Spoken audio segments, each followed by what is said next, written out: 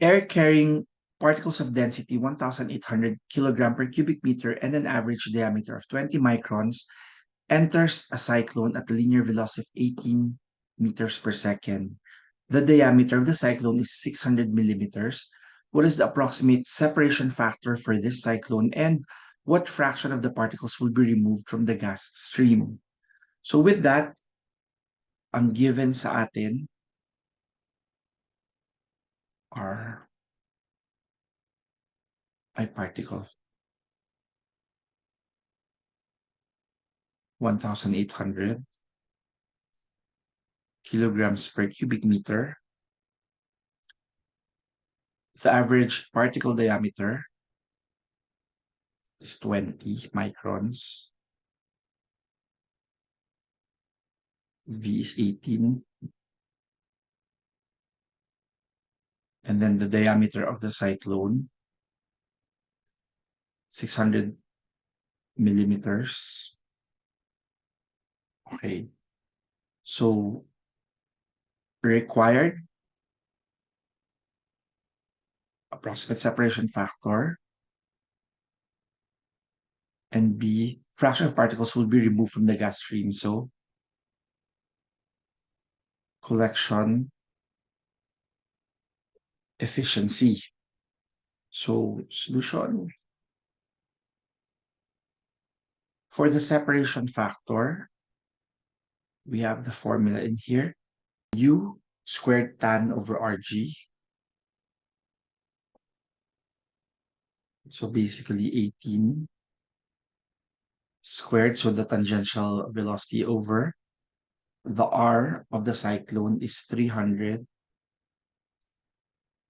times 10 to the negative 3 and 9.8. Can you please calculate this? So this is 110.2. So approximately 110 is the separation factor. So that's your A. And then collection efficiency, I think this one, figure 30.39, or sometimes in some books yata, nasa chapter 29 to eh. So at 20 microns, di ba?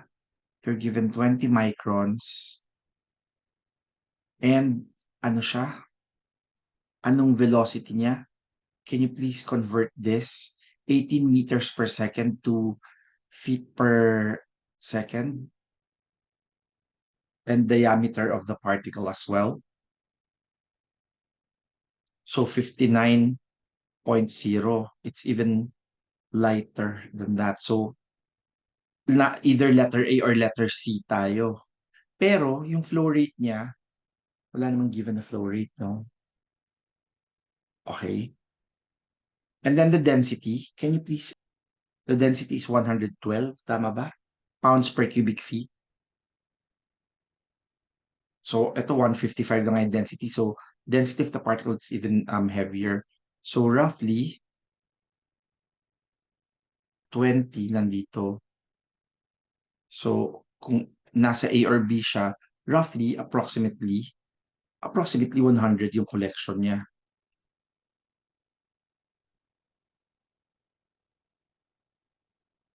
100%.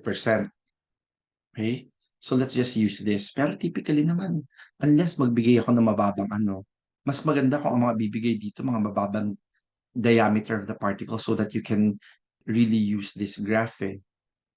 Siguro in the finals, I might just vary na lang para you can make use of the graphs.